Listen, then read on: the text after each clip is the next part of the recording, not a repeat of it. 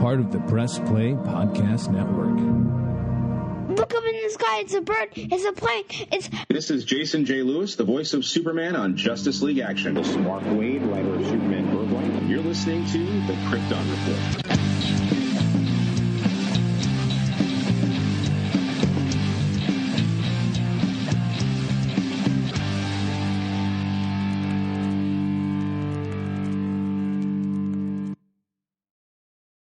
June is fast approaching, and that is not only Superman Day, but it's also the 10th anniversary of Man of Steel.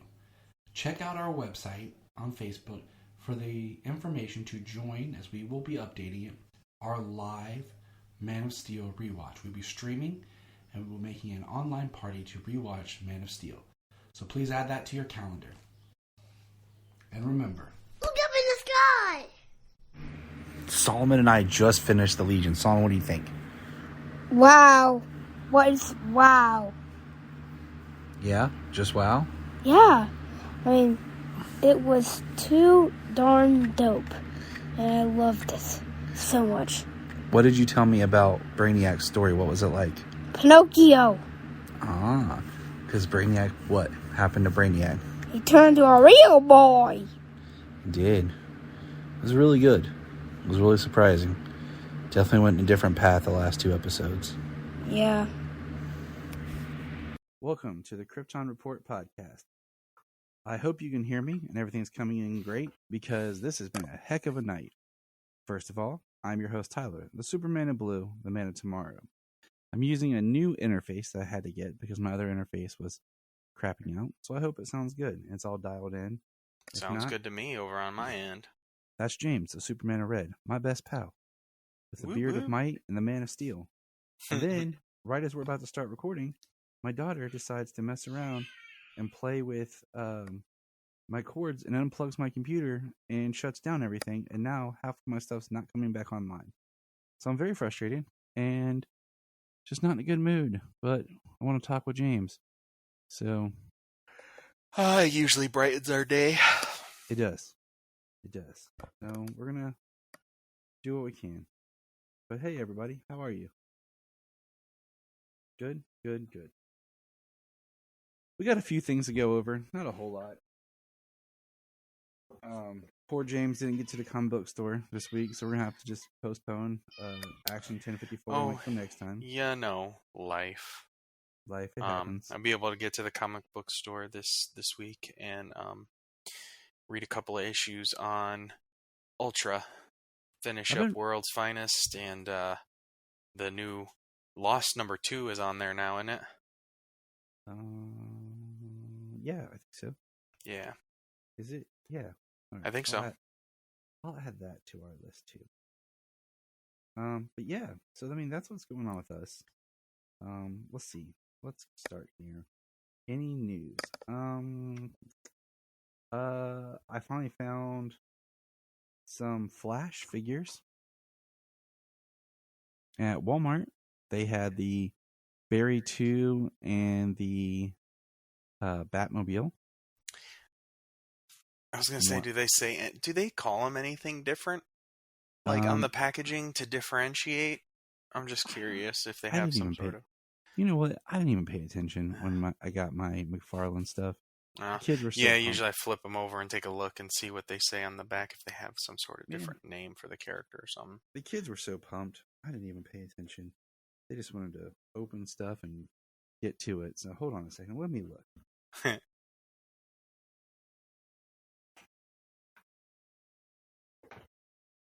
I'll grab my cards here because I keep all the cards in a nice binder of plastic like I did back in the day. It just says The Flash. Okay. And then it says on the back, it says The Flash, Batman costumed. In an alternate 2013 created by the time-traveling Barry Allen, teenage young Barry has grown up carefree with the support of both his parents, but is yet to experience the events that will transform him into the Flash, full of excitement and wonder at the arrival of his older self. Visiting from 2022. Young Barry is eager to discover whether he is able to gain the very same powers and become a superhero in his own. So, that's what I find fascinating. is, and I've seen this in a couple things in the trailer, is how this all works is because it says young Barry. So this is the regular Barry of Earth 1, just having grown up with his parents. It's not an alternate Earth Barry, like. And then if that's the case, then how does the whole Keaton thing come in? I don't know. Like, it's confusing now. It was a different Earth made sense, but now it's Barry as if he never got his powers. I don't know. Yeah, I think we discussed that a little bit. Like, I'm not sure what to think. This go around, like, is it different time, multiverse? What characters are we going to see? How are things going to be different? There's a lot of interesting ideas here. Is it like, main Barry is Zack Snyder's Barry and other Barry's Justice Barry, and they gotta fight? I don't know. I don't know. I'm just like, I mean, honestly, I don't know what to expect. I'm trying to figure it out, and I'll just wait till the movie. There's context clues that makes it seem like time travel, but then when you throw in the Keaton and Kara thing, it's like, well, do they completely, like, flashpoint it where Kara came and not Cal? That makes sense, but then the whole Keaton thing, that's a different universe, but I don't know. Yeah, I think, off mic we've chatted about it, and we've thrown a lot of different theories and things around. So I'm very interested and excited to see, what we may have guessed right. Yeah, we will know come June, which is basically a month. Like, June itself is a month away.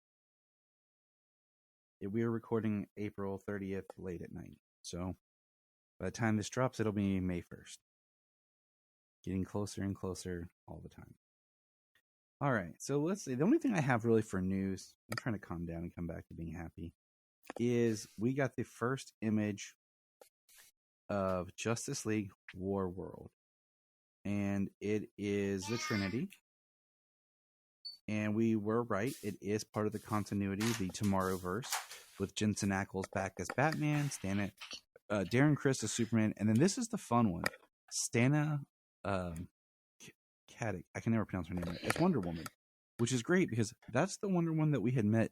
She did the voice for Wonder Woman in the Justice Society of World War II, but that was a different Earth Wonder Woman. Mm-hmm. Now we're going to meet our main Earth Wonder Woman, and it's still voiced by her, which is awesome. So yeah, cool. The costume was definitely different, more up to date. Yeah, it is. So that's exciting. That is continuity. That is the next film coming. Do we have a date on it yet? I haven't seen a date on it yet. And I'm wondering when, because, this year we were front-loaded heavily with Legion of Superheroes and the Doom that came to Gotham and Ruby that comes out. It just came out very shortly.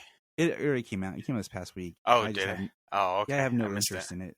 Yeah, I have no interest in it, so I haven't talked about it because I don't care and I'm not buying it. Well, then you will be able to watch it when I buy it. Because I probably will be.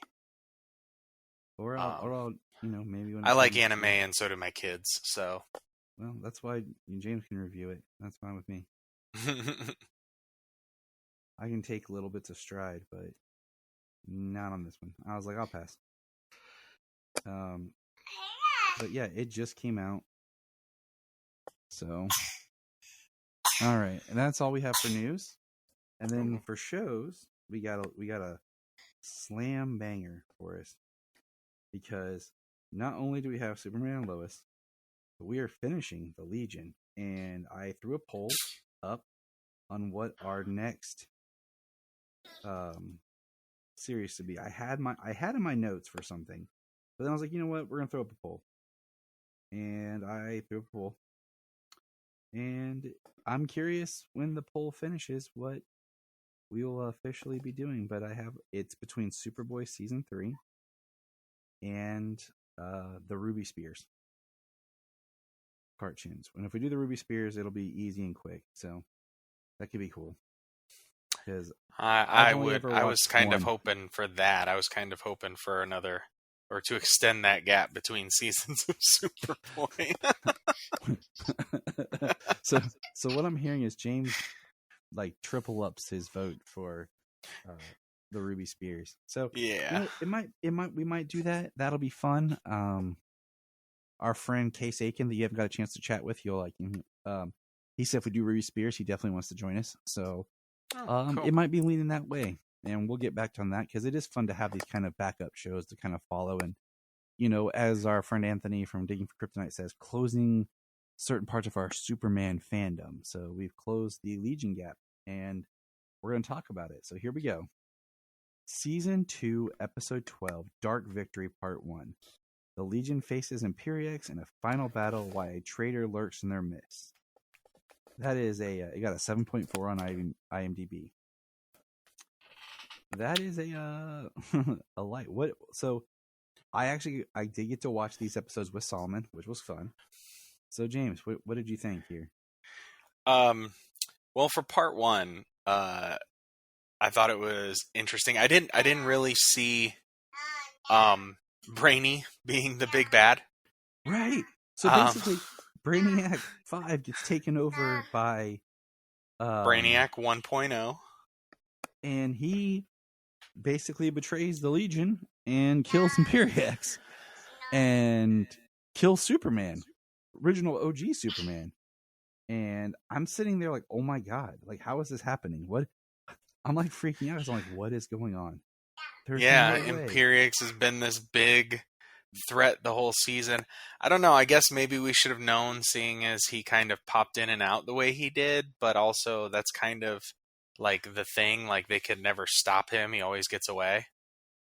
I guess. Geez. I mean, he always beat him down and then got away usually, or they foiled a plot and it was just like one battle. But Laura was pissed.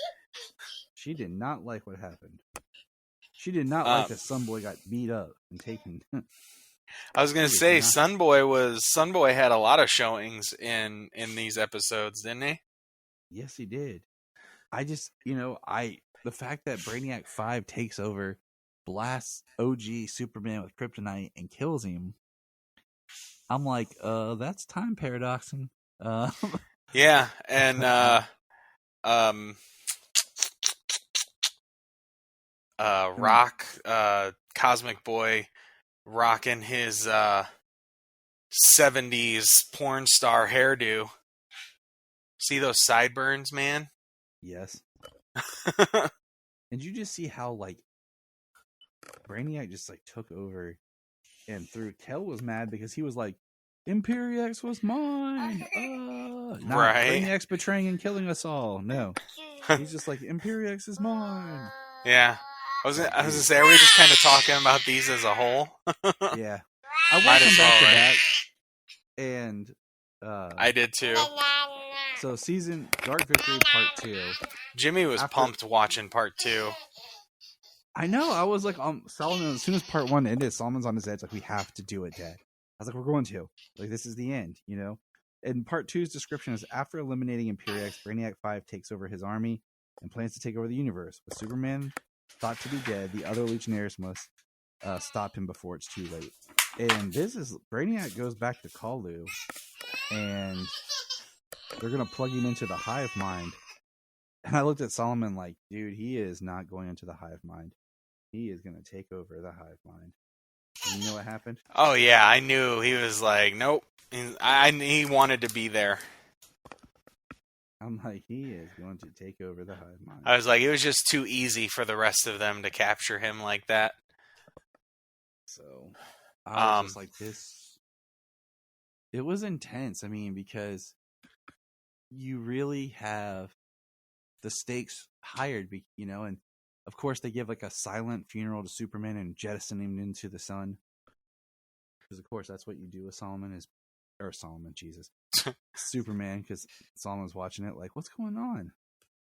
I was like either he's not dead or that's just gonna like recover him, and he's gonna come back more powerful.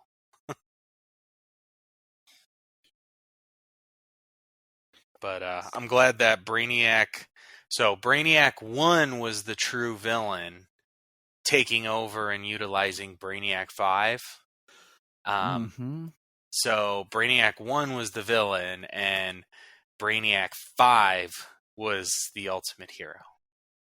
Yeah, because, we find out that Superman's not dead. He's like in a status coma, so Kel has to fly to the sun to get Superman before he burns up in the sun, I guess. I don't know. And it was interesting because I'm like, well, is this going to make him more powerful? But Kel saves him, and they do this thing where they're doing like a blood transfusion, basically, between Superman and Superman X. And Superman X is his blood is adapted to not be affected by kryptonite. So I'm thinking, how does this transfusion work? Because of course it brings Superman out of his coma, but would that permanently change him so that from now on he won't be affected by kryptonite? Right. So when he goes back, he's gonna be like, "Oh, look, kryptonite doesn't hurt me." I mean, maybe for at least just a little while, right? I guess I don't know. Maybe his body works it out of his system. Excuse me, because it's not his blood? Question mark. Yeah. Sure. Yeah. We're like, we'll figure it out, I guess. Right. So a couple of cool things I did like. Brainiac using all of the Coluans to create one giant Brainiac, and they're like, "Oh, we're gonna die." Oh, Light and Lab's like, "Yeah, we're gonna lose." Basically. Yeah. He said, "Yeah, we're definitely gonna lose." That was pretty cool. Superman and Superman X being projected into Brainy's mind. Being deleted by Brainiac, and then Saturn Girl merging them into one, a blue and a red Superman raised up out of their bodies. I got like super excited, like ridiculously excited, and I was like, "Oh, wow!" I'm like, "So Kel is red. Oh, there's James, and OG Superman's blue." I'm like, "Oh, this is cool. This is another example of like the red and blue energy." And we didn't even know about it. Yeah, didn't even know it was coming, but as soon as they did that, I was like, "Oh, that's really cool." Like, I was like, "Oh, he said like, you guys are too weak and you can't beat him separately or something." And she's like, and he's like, "Do it." And I was like, "Well, they're in the mind. Okay, sure." And then she did that thing, and she pulled the blue and the red out, and then she did like a Dragon Ball Z fusion where they became one. And through their unity, it awakened Brainiac 5, and he officially destroyed Brainiac 1. And in the process, as Solomon put it, he went through his Pinocchio journey. Well, now he's a real boy. Yeah. Well, it was interesting how that happened. Yeah, I did like that. He's like, "How could I give up on myself when you never would?" So I love that. He even still he used his idolization of Superman and his eternal hope and optimism. He used it to further himself or save himself. There we go. Couldn't find the right words. Yeah, it was a really good. And you know what, for like we've talked about is where this season of the Legion has been very much trying to do kind of the overarching, almost Bruce Timian nice storyline. where it's like an overarching, but yet at the same time we felt like we just kept getting lost, where we'd go on some weird tangent and be like, okay, so what's happening with the main story? This it turned out shocking. That's all I'm gonna say. Definitely threw me for a loop. But I liked it. I'm gonna kind of miss the Legion because now me and Solomon can't cheer on Sunboy, who was the OG. But Yeah, the way Jimmy was really excited about it, I was like, "Oh, sweet!" I say we're gonna have to. I said I got the Blu-ray here, so you're gonna have to watch it from the beginning. and he was like, "Okay, Dad, let's do it and start it over." Right? And I would not fault him. I mean, I'll probably end up watching some of them again with Solomon because he missed a few. But I love it when he's into it. But all right, so now we're gonna jump over to Superman and Lois. This will probably be a shorter episode than our usual podcast because we got started later because of all the technical issues, and I'm still frustrated. I want to punch my computer, but I love my computer, so I'll have to talk dirty to it later and tell it how much I love it. But Superman and Lois season 3, episode 6 of Sound Mind. Clark finds himself in uncharted territory. Lois spawns with a new friend. Superman pays Bruno Mannheim a surprise visit. Lana puts Sarah in charge while she's away at a meeting with Chrissy. All right, first thing with this episode, I must say, I'm driving, okay? And I can't remember if it was just me or if it was in our group chat. I get a message from Brian like, "Sophie's so annoying." And I'm like, "Are you watching Halloween Town?" He's like, "No, Superman and Lois." I'm like, "Who?" He's like, "Sophie." "Who?" He's like, "My point exactly." Okay, so speaking of our group chat, like after watching this episode, because I made a good joke about it, you were doing the joke like, "What? Who?" Like, that was funny. I mean, unless you thought it was something else at first. But No, still. I knew what he meant, and like, it's funny because like we love the movie, the Halloween Town movie. Like, it's just Hold on, family. pause a second. The Halloween Towns are just family-friendly, cheesy Halloween movies. You know what I'm saying? And we love the first one, but I always found the sister Sophie annoying.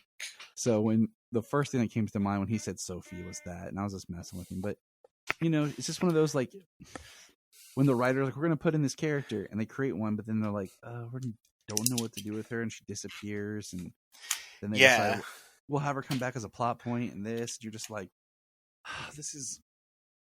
it's annoying just because, she's definitely getting older. You can tell the actress is growing up, but like she's been absent for how long, or just kind of in the background. But the whole point that she's in this is not for her. It's not for the family. It's to give Jonathan something, because we get later in the episode where she runs off because she's hungry and Sarah tells her to get some food. And, Sarah's a dumb teenager. She doesn't need to be watching her sister, okay? Kyle's out for a day date with Chrissy. And, it just happens that Jonathan, he goes with Sarah because he was studying with Sarah. And he talks her, down or into just understanding. And that's his arc. And it's his arc where he was, at the firehouse and they gave him an old uniform with Rusty on the name and it's too big. And Jordan has the great line about, "You look like a full adult that has shrunk back to being 17. He said, "You look like a guy who wished to be a child again." And so like I chuckled like hardcore about that. And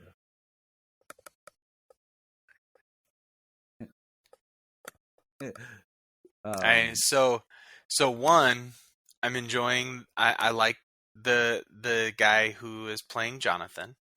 I think he's doing well. He did a good job in that emotional beat with Sophie. It's a little jarring hearing him talk about things that the other actor did. But that's just one of those things that you've kind of got to separate because it is a show. Yeah. It's the same person, same character. They So try to yeah, do something they did on Black Lightning.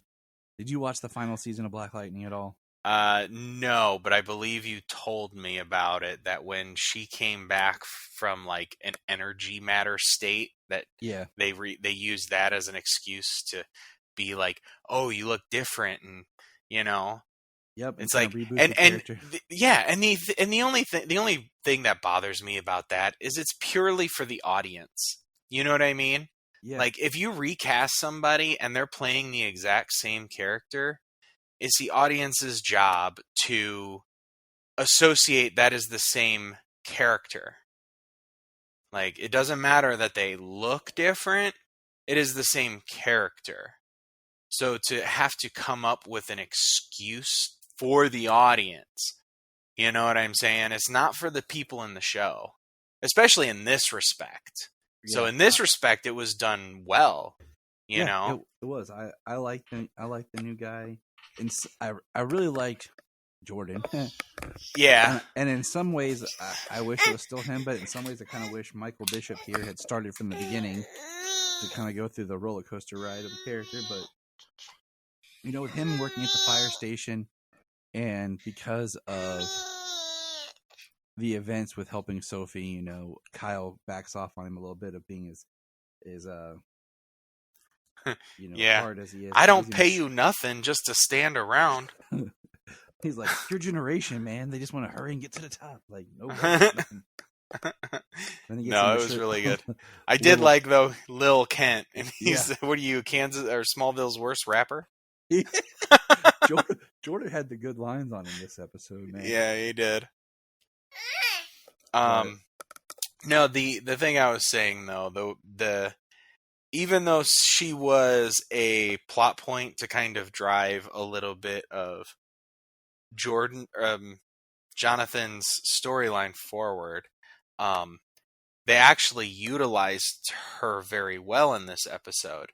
I did make a joke about what Brian had said, because we hadn't seen the episode yet, about, well, you would be acting out too if your parents and family and friends acted like you didn't exist because you were never around. Mm-hmm. So I did make a nice, it was a funny joke, because it is true. The character only pops in and out. But what she did this episode and the way she was used, I was kind of like, that was kind of an asshole thing to say about her character in this episode. I was like, because that was a poor girl, everybody's got things going on in their life, and unfortunately she kind of fell through the cracks. And I mean, I know it was written in as kind of a plot thing, but she is still part of the show, and she has been from the beginning. So the idea that she is suffering with like everybody being so busy that she's kind of being left out and forgotten about, it was rough. I mean, that's a terrible thing to have to deal with, especially as a like 12-year-old. The saddest part is, they bring her in for this big dramatic part, and then she's nothing. And speaking of people and being brought in, no John Henry Irons and no Nat this week. Not even a mention. Now, we talked about 2 episodes ago, and I think it was 2 episodes when John was there, that he was going off to protect this world's John Henry Irons' family. Mm-hmm. But there is no Nat or John in this episode, and no mention of them either. So I always hate when there's like no dialogue, but we get Sophie back. It's like, you got to pick, guys. You want Soph? You want Nat? Like, come on. Well, we only have so much time on screen, and as long as everybody gets their proper, you know what I mean? I would think it would be, it would feel like if Sophie never was brought up again. Yeah. If Sophie was never brought up again, it would be like Donna's younger sister. Exactly. From that 70s show. That's what I'm saying. And that would be wrong. It would be. it's just one of those things where they create a character and then they're like, oh, what do we do with this character? All right, so we're in this vein. Let's talk real quick. Kyle and Chrissy still shacking up. Chrissy's, talking with Lana, and Chrissy basically tells Kyle she hates holding this back from Lana, and then she don't gotta hold it back much longer now, does she? Yeah, or anymore. we find out. Lana finds out in a very weird, awkward way. Kyle's in the store on one side of the aisle, and then Lana he's looking and then looks on the other side, and there's Chrissy kind of hiding her head, and she's like, "Oh, this is why my daughter's missing." Yeah. Well, I mean, most people when they see their ex with somebody, it's a little upsetting in some way, some form or fashion. But it just happened at the worst possible time where their daughter is missing. So otherwise, I don't think her reaction would have been as harsh. Mm-hmm. I think it was literally a circumstantial time when that happened. Because something later on happens in the episode when Jordan and John walk off screen for their final time, where he's like, well, Sarah likes, and he's like, you hung out with Sarah. Now, if Jonathan were to start dating Sarah, that'd be a huge breach of the bro code. That'd be not only a breach of the bro code, that'd just be a breach of crap and bad writing. That's just drama for drama's sake. Yeah. You know what I'm saying? And that's what Jania even said. She's like, come on. I'm like, no. I was like, because I am a big champion for male-female friendships. Yeah. Healthy, honoring, just showing that men and women can be friends and have great relationships. That's why I've always, in this series, I've liked the way they've done the Lana and Clark relationship. Yeah, so, there was a romantic interest there, but they are still just great friends. And with Sarah, and Jonathan, I think they could be good friends. He could kind of lean on her for just a friendship with him, now getting over another girlfriend.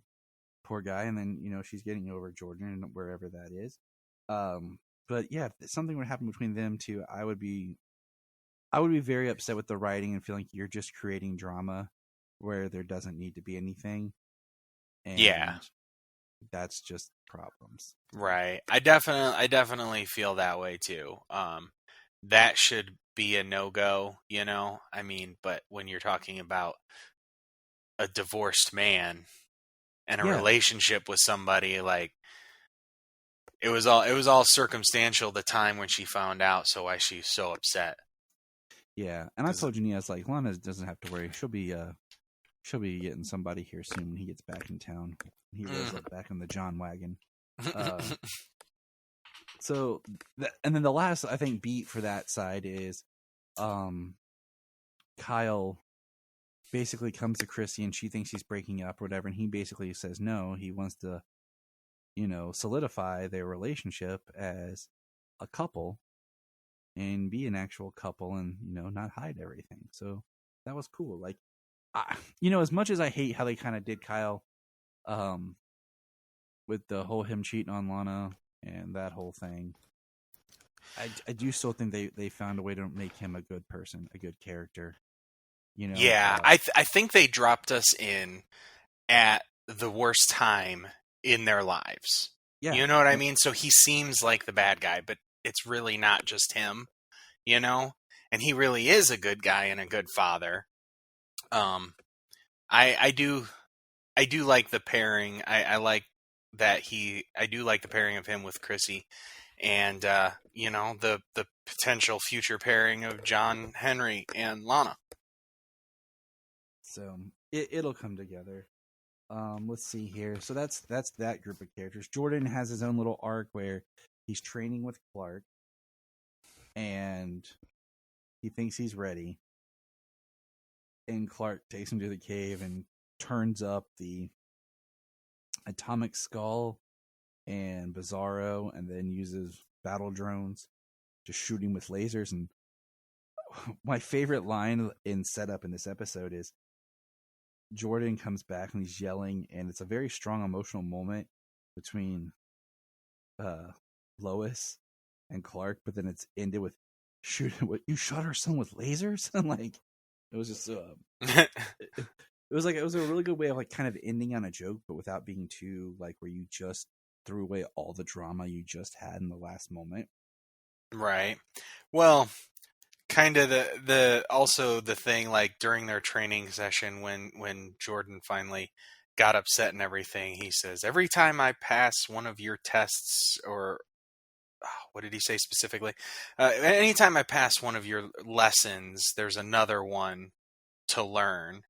And it's like, well, yeah, like you're talking about like saving people like Superman. That's like a global scale and making some of the hardest choices you could ever make.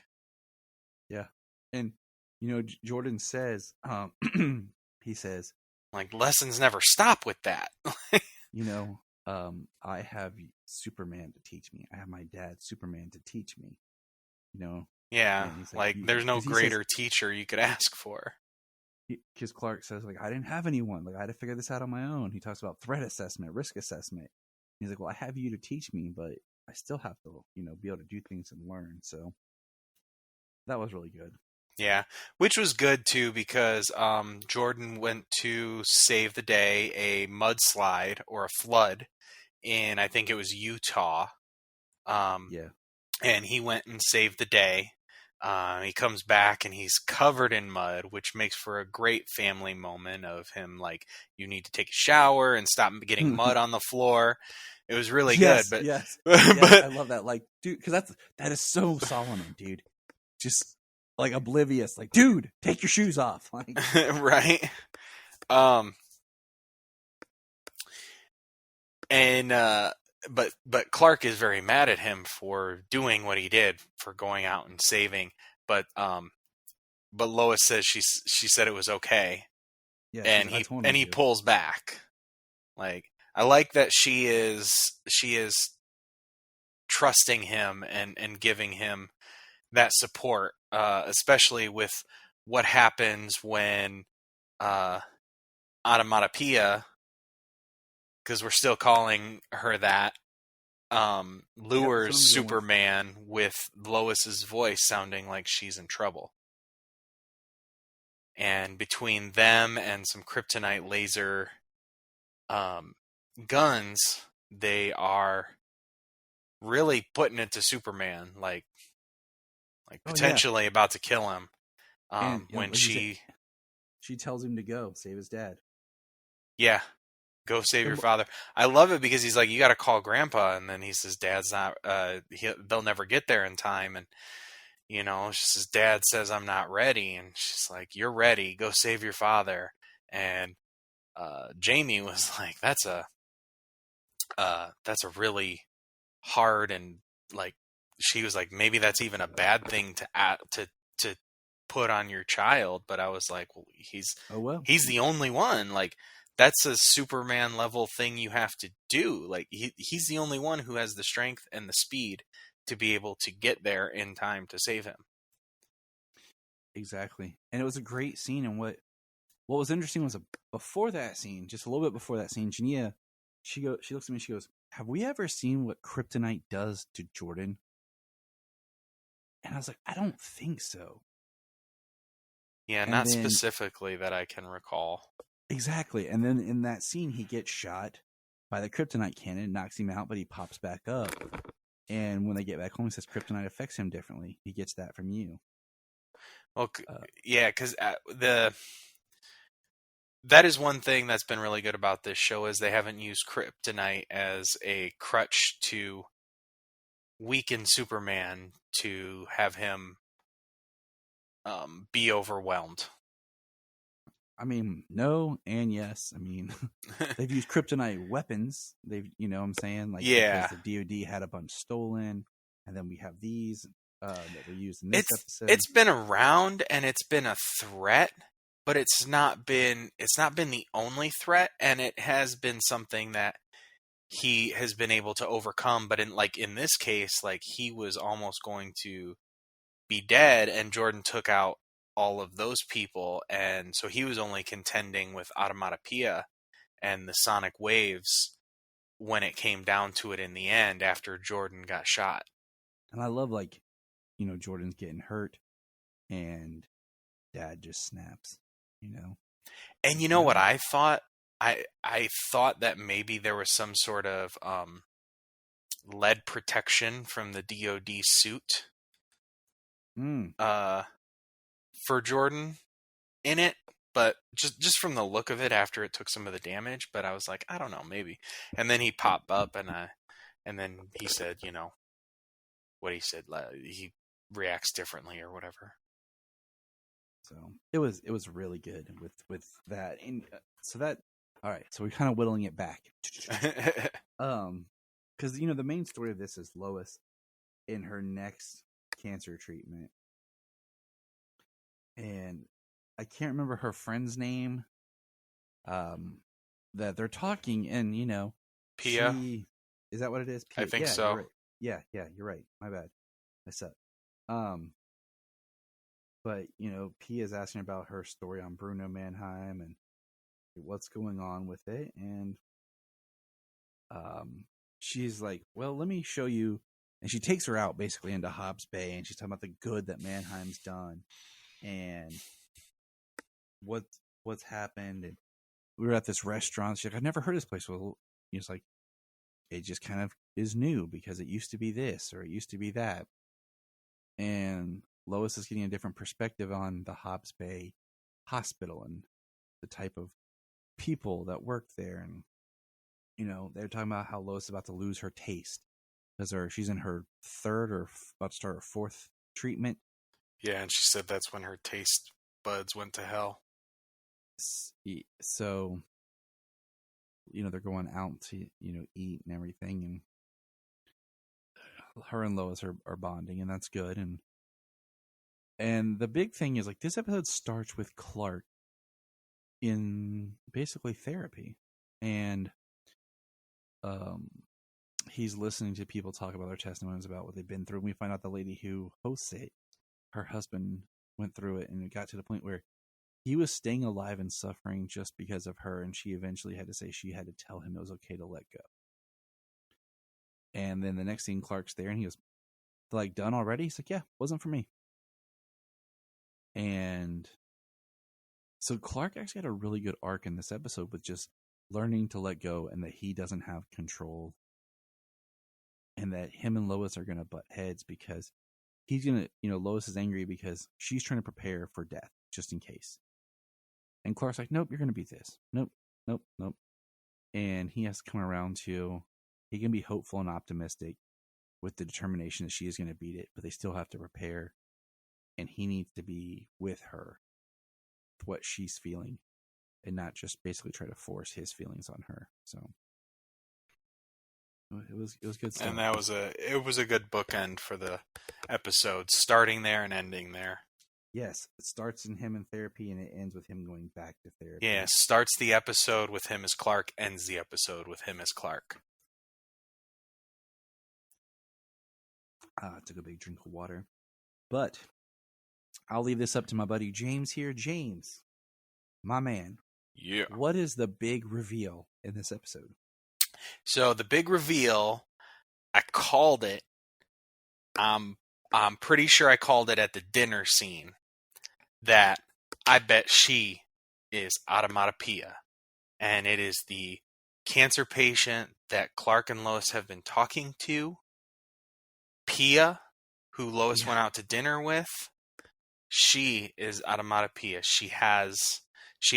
I am thinking she is related to Mannheim in some way or married to Mannheim in some way. That's what I thought.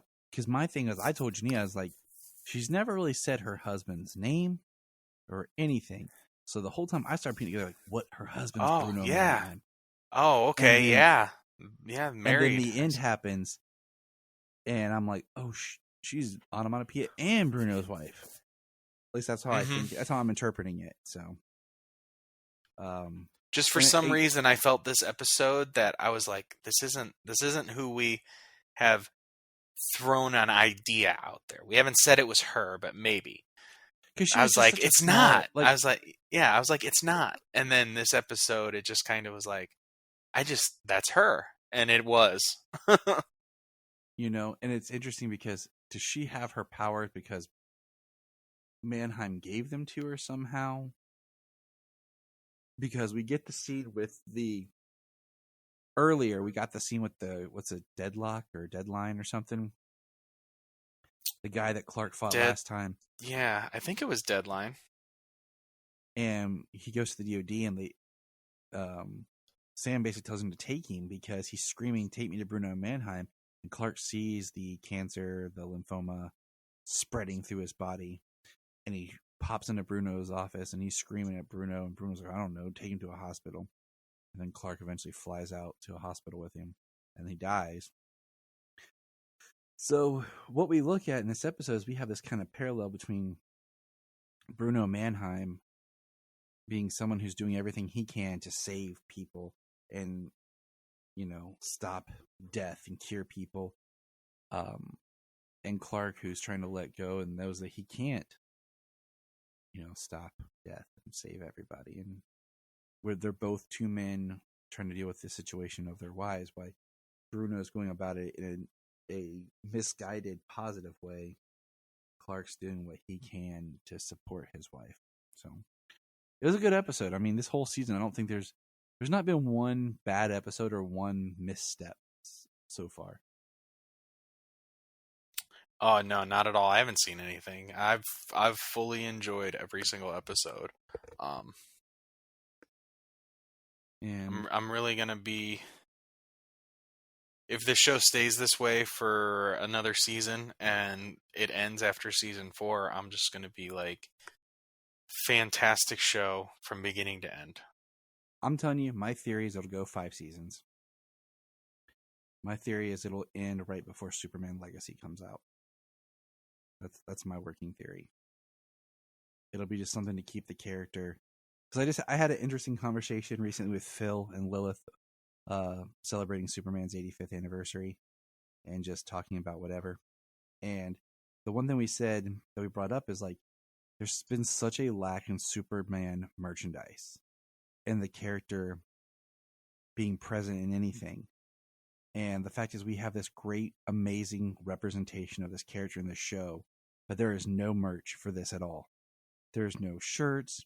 There's not even generic Superman t-shirts I can walk in and find at Walmart for the kids. There's no like Tyler McFarlane toy yet. There's no poster.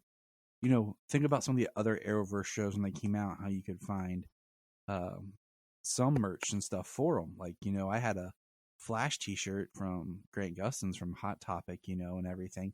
But there is nothing for this show, and it is like the best representation of this character. And it's heartbreaking. You know, I could probably find a Superman and Lois type shirt if I like searched hard, but I shouldn't have to. Like, there should be something. Oh yeah, it's just it's a well-written show. It's a well-produced show. It's a well-acted show. It's, yeah, I mean, every aspect of the show is top notch for, you know, the quality being Superman, this larger than life character, this literal godlike being, the way it's pulled off, but the groundedness they have to it, the characters they utilize, the actors who portray them, so fantastic. Yes, it is. Like, and it's not just one. It's not just one thing of Superman. Like, it's pulls from so many areas of Superman from all different mediums. Yep. It's the greatest remix, greatest hit Superman there is. And I love it. And I'll be honest, with great original stories. Yes. That's why, like, you know, everyone's talking about what Superman Legacy is going to be and all this, and I'm like, I'm excited just to see it on the big screen. But to me, this is Superman. This is where it's at, and this is one of my favorite interpretations of the character. And I'm really yeah, happy with this. Like, I mean, I mean, it's got to go for me like Henry Cavill's Superman, Tyler's Superman. And then so many different in between, like down below. Yeah, I mean, I don't know if I can really rank them at all. I mean, we've talked about this before, like who's your favorite? And I think, right now Tyler's my favorite because this version really is speaking to me and touching me in my life. Like, just like how Tom Welling was the perfect Superman for what I needed in my life at the time that Smallville debuted. So I don't know if I can ever say who my favorite is or what I really liked Brandon when he shown up. It represented something for me when Superman Returns came out, and Man of Steel represented something big, and we'll get into more of that this year because it's 10 year. But I don't. Well, I mean, I don't have. I have a favorite, but I don't have one that's like that. I don't that I do not like. Oh, I like them all. Yeah. All right, last question for you, James, and we'll read out here. Are you caught up on Titans? I haven't even been able to start Titans, man. The second part here. Get off my podcast. I'm gonna finish it. I just haven't had a chance here. But yeah, it's coming up. I'm gonna be jumping on it here shortly. That's fine. I just wanted to ask. Like, it's been interesting. But, all right, that's us for now. We're kind of catching up. Well, seeing as it's like the final stuff here, I mean, it's almost like when that series finale drops, it's like boom, binge it right through to the end. That'd be James, like the little engine that could. Yeah. That's me and James signing off after this long night of computer battles. Remember, Superman loves you. He's everybody's friend. And remember, Look up in the sky. We just want to say, if you've enjoyed this podcast, please check out other podcasts on the Press Play Podcast Network. Information $1 a month. You'll get extra special content that you don't get on the main show, like movie commentaries and whatever else comes out of our mouths. So check it out, patreon.com/Krypton.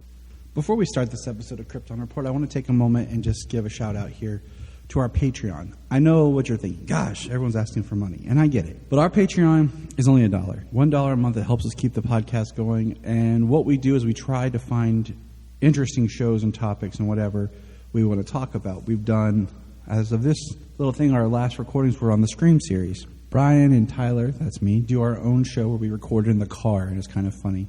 And we talk about pop culture or whatever is going on.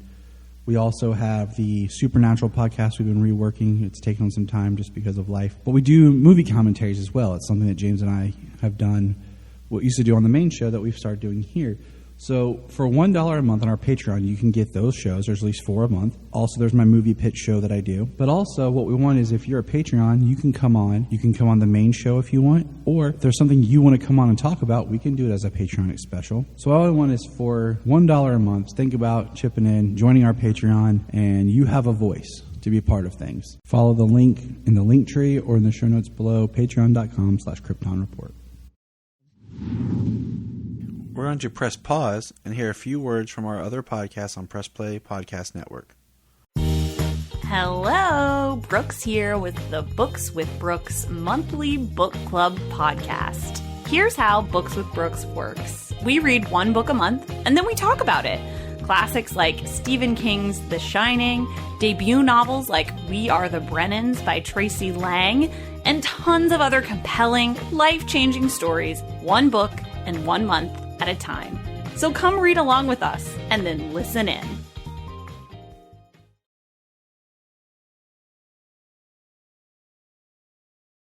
If you are like Tyler and James and can't get enough super talk, check out these other podcasts.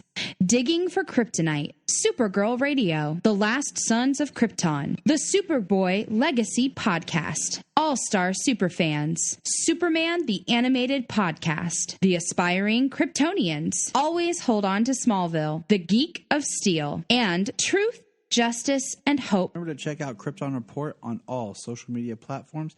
Go to linktree.com/Krypton Report. You find all of our report. This is Dan Jurgens, and if you want to have a good time, keep listening to the Krypton Report.